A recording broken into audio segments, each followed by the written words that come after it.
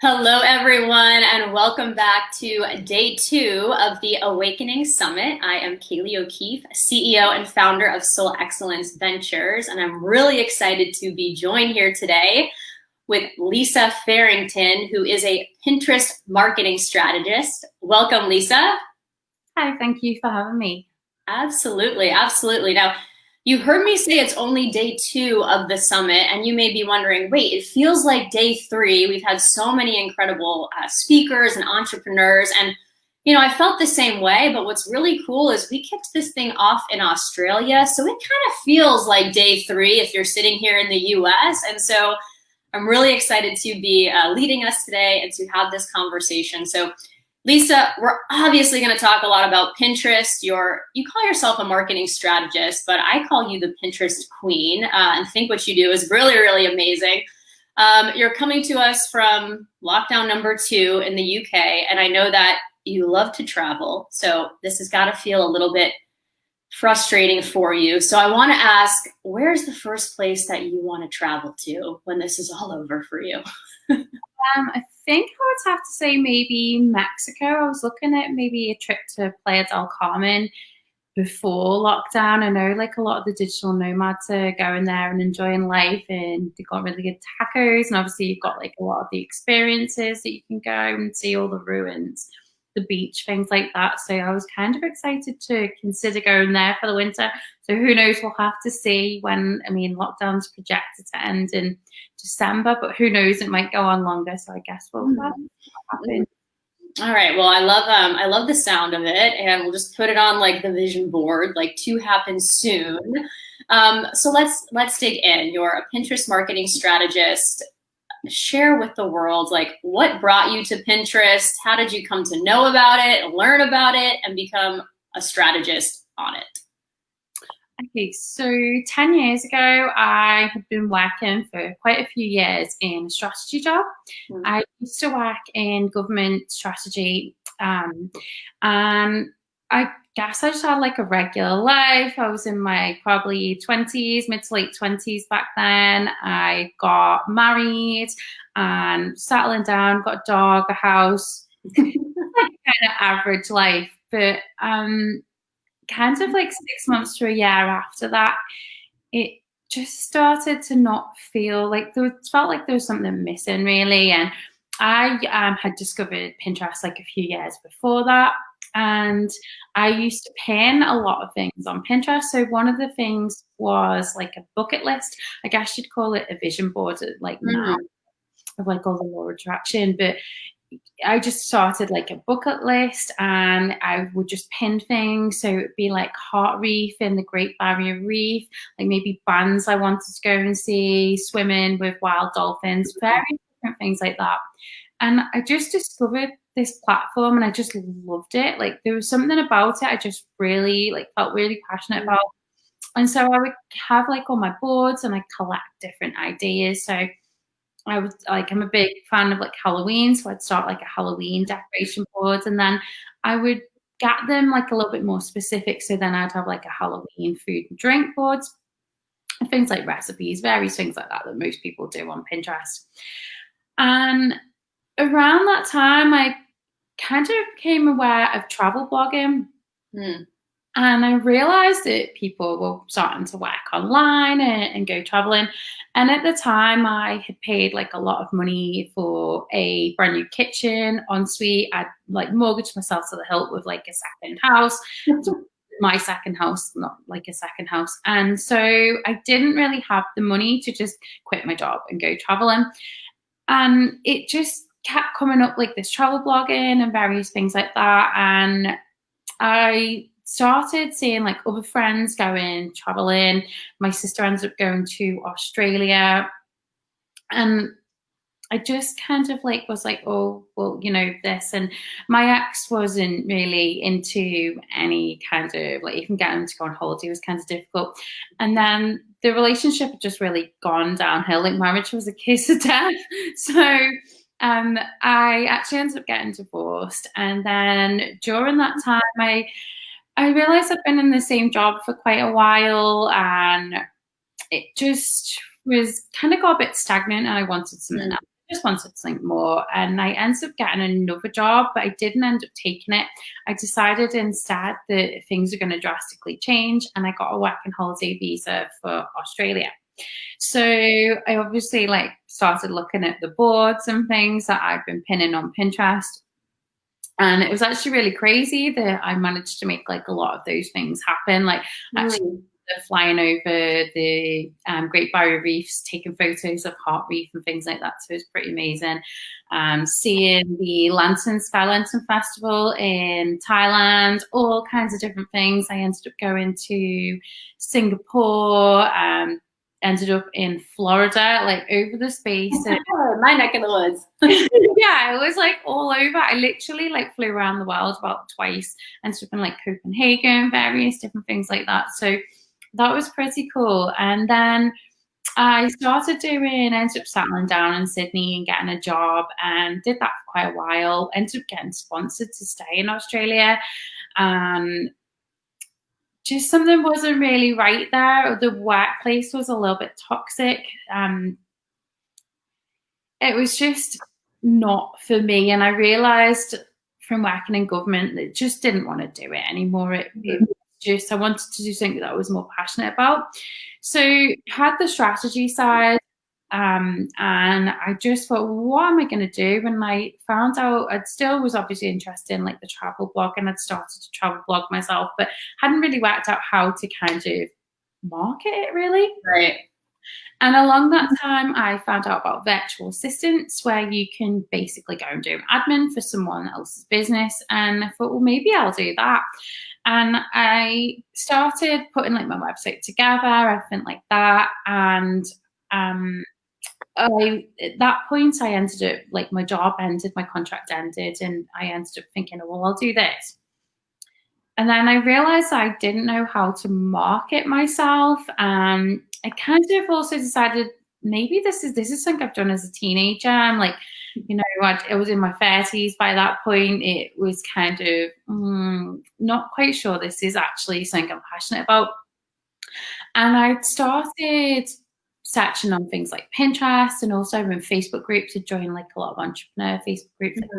Nomads, because I decided I wanted something that I could take with me to travel with me, because I really love the travel. And yeah, it was just I didn't really want to work for just a company where I was stuck in an office anymore. I had some amazing office views in Sydney, but it was like, yeah, I want to just be able to take my office like with me to just have amazing views of work. So Lisa, I think you're about to get here, because I'm super curious of like how you made the shift from like Pinterest power user who saw the potential of like even just laying out the things you were attracted to, and then you started actually following those things in your life, you know, went from Great Barrier Reef on the screen to Great Barrier Reef in person. How did you make the shift from, okay, I'm good at using this for my own life, to I can actually help people use it for their own businesses? So I found out you could become a Pinterest virtual assistant, and then I just knew, and I was like, I love it so much. So I went and took a course, and ended up taking like at least 10 more courses. Practice, I decided to use this travel blog. And my first viral pin got me 525 visitors to the website in one day from one pin. And I just knew then. I mean, I'd heard it was good, but I was like, wow, can you imagine what this can do? Like, and I hadn't paid for ads or anything like that. My pin was terrible. Like, it was right at the beginning. Like, wow, what can this can really be great for businesses. So during the courses I was doing, I saw that a lot of the other VAs were kind of missing a trick. Because I've got a strategy background, I saw a lot of things that they were missing. They were just kind of learning a process and going through the process. Whereas for me, the whole strategy behind it is like a lot of testing in terms of the analytics, what works, what doesn't work.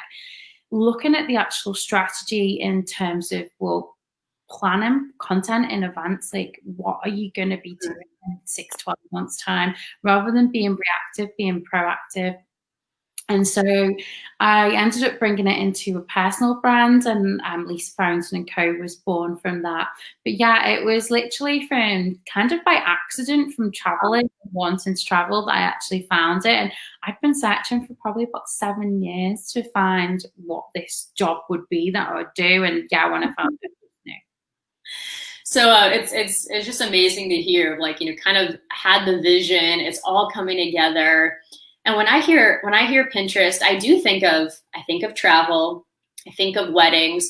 So for those that are joining us and feel the same, like, yeah, Pinterest is cool, but it only works if I'm selling wedding cakes or travel vacations or other pretty things. Help us understand who Pinterest is really for, and how, and kind of which entrepreneurs can benefit from it.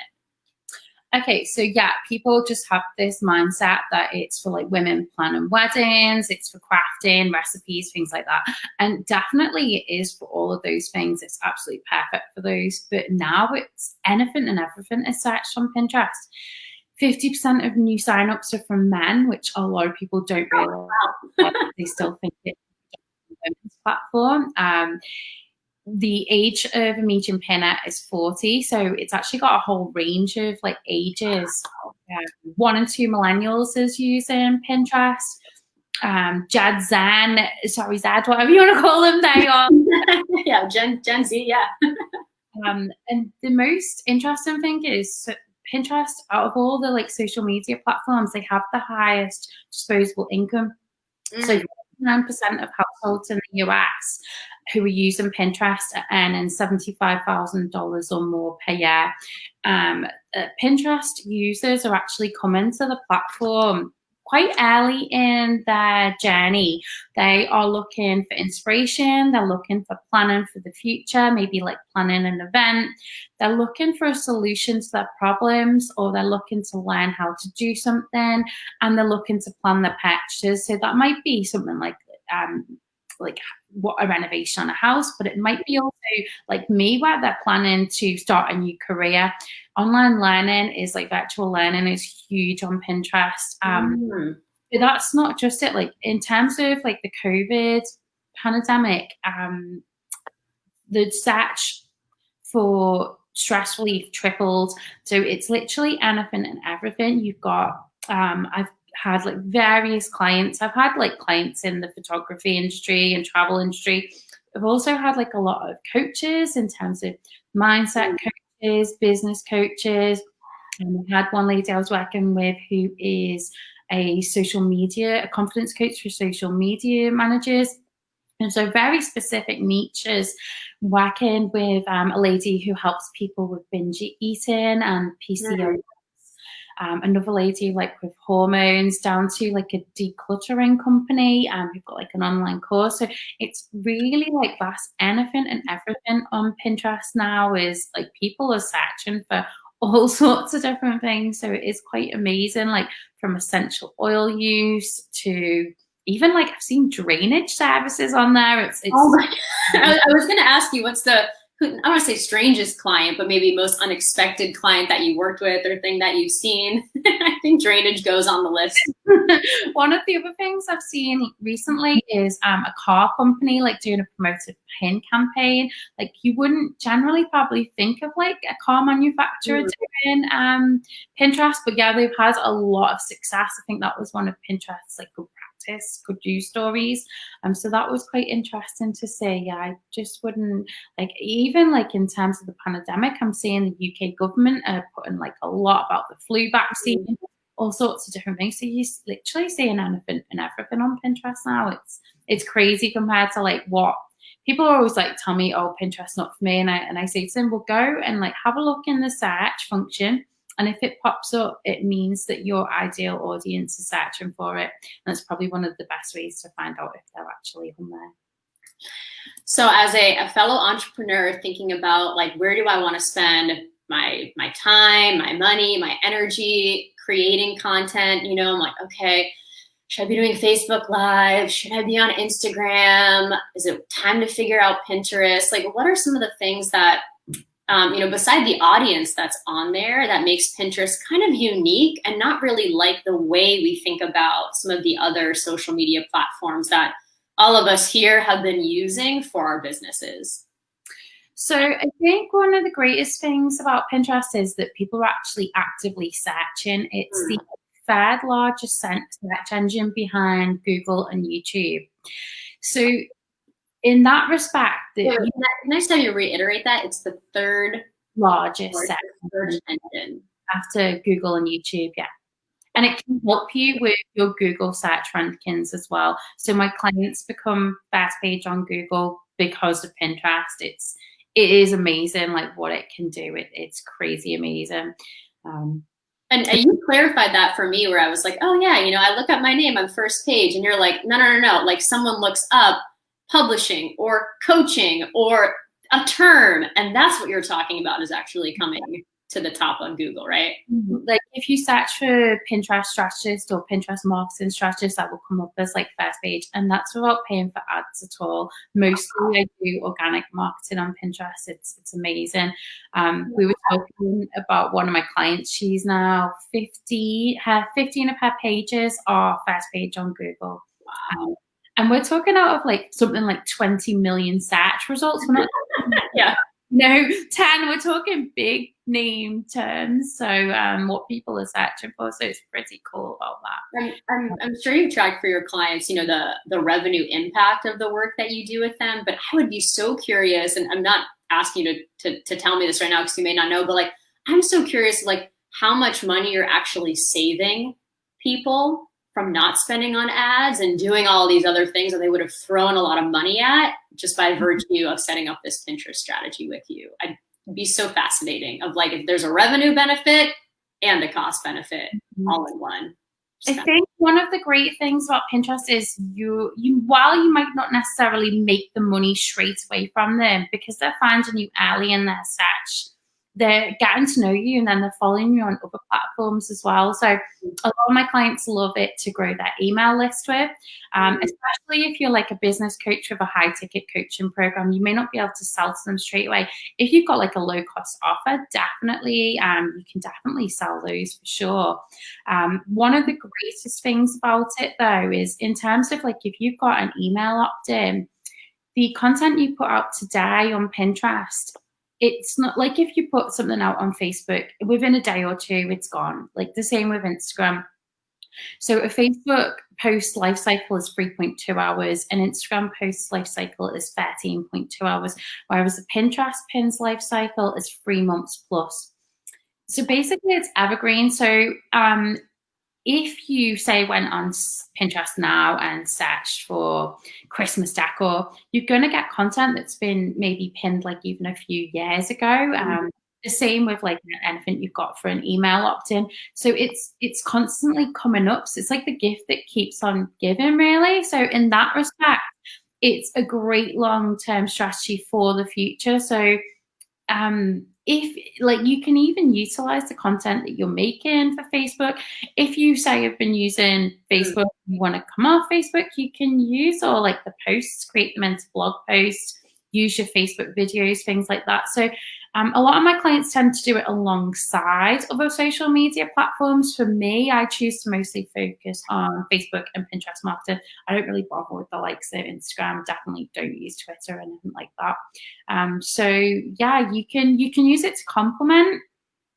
You don't need to sit there writing posts every day.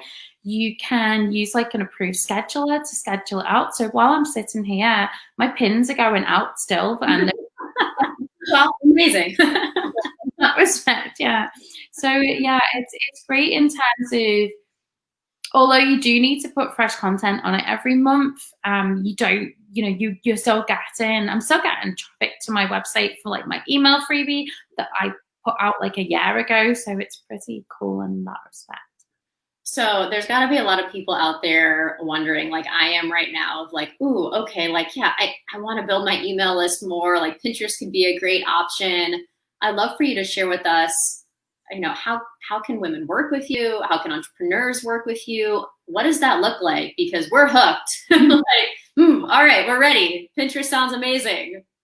Okay, so yeah, there's a few range of options. So I have like a Pinterest management agency. So if you want it completely done for you, I can do all that. That looks like a strategic setup. Most people don't know how to set up their Pinterest accounts effectively. And so because it's a search engine, they're not getting found. So I offer those as one-off packages to help people set up, or to come along and then have their Pinterest managed each month. For people who are on a lower budget, or they've got, say, like a graphic designer already working with them, or they just want to learn themselves because they love Pinterest, I have been doing like a range of different things. So in August, I held a group program called Crystal Clear Conversions with Pinterest. Took a number of ladies through that. It wasn't exclusively women, 2 women, but they were all women who signed up. So that was super exciting. They learned how to not just grow traffic with Pinterest, but to actually convert in terms of copywriting, funnels, various things like that. Awesome. And then I have actually got something super exciting coming up on next Monday. So Monday the 16th of November. So that is going to be free for live and for 24 hours afterwards. And then because it's going to be so good, I'm going to package it up and sell it for $99 for lifetime access. But if anyone wants to attend that, it is going to be a masterclass, and it's going to be solely dedicated to Pinterest SEO, so search engine optimization and keywording. And that is one of the biggest mistakes that I see on Pinterest that people are actually making. They're being really lazy with it because they don't understand it. They don't understand how to get found. So this is going to be like Pinterest SEO 101. So if you don't understand anything about keywords or SEO, then I'm going to teach all of that in there. So that's going to be really exciting. So that's going to be exclusive to my Facebook group, which is www.facebook.com/groups/profit with Pinterest. If you search profit with Pinterest, you'll find it, or I can drop it into this afterwards. So yeah, that's going to be at, I think it's 6 p.m. GMT, which is 1 p.m. Eastern. Then I think that is 10 a.m. Pacific on Monday the 16th of November. So it's going to be super exciting. We can tell you're working with a global audience, because conversions, that we all like look at our phone, double check a world clock. My clients are literally based all around the world. Although I'm based in the UK myself, I've had clients worked in like Utila, the US, Malta, Europe, all sorts of different places. So it's super exciting. Amazing. For anyone that wants to join your Facebook group, join the masterclass specifically on Monday, should they already have a Pinterest account set up? Should they already be kind of familiar, or like, will you be helping them kind of get started from scratch with the account and SEO? Yeah, they don't need a Pinterest account at all. So what we're going to do is we're going to start from scratch in that, talking about there's 8 different places where you need to put the SEO. And that all focuses into how to set up your Pinterest profile. So yeah, it's going to be basics in terms of that, but it is going to be high level in terms of what you need and what most people are missing. So my freebie for the summit is going to be around another number of Pinterest mistakes that people are making. So that will obviously help as well. But this one is going to be, it's just going to be the biggest thing that I see businesses, and this is even like big, huge brands struggling with this. And a lot of people give up on Pinterest because of this. So I wanted to offer this to really help people get found and really understand how to be strategic with Pinterest marketing. Well, you talk about the mistakes people make on Pinterest, but it feels to me like one of the mistakes I've been making is not even considering it as an option. So if you're like me and you made that mistake, Lisa is your woman. Lisa, I don't know about you, but I feel like being in the book Awakening Together has just been, it's the gift that keeps on giving. And I've been so lucky to get to know the women in this group and to spend some time with you today, learning more about Pinterest. So before we close, anything else that you'd like to share with the group? It's just been it's been amazing, like the whole awakening process. Obviously, it becoming an international bestseller has been amazing. And obviously in the book, I share all about Pinterest marketing and why it's so great. So yeah, it's and some steps for getting started. So yeah, it's just thank you to Adriana and Monique, I guess, for hosting this. It's just been amazing. And thank you to you for interviewing me. Absolutely. Amazing. All right. Well, thank you, Lisa. Thank you, everyone, for joining us live and in the replay. It's an incredible summit. We're having a great time and hope to see you at our next conversation coming up. Thanks, Lisa, and bye, everyone.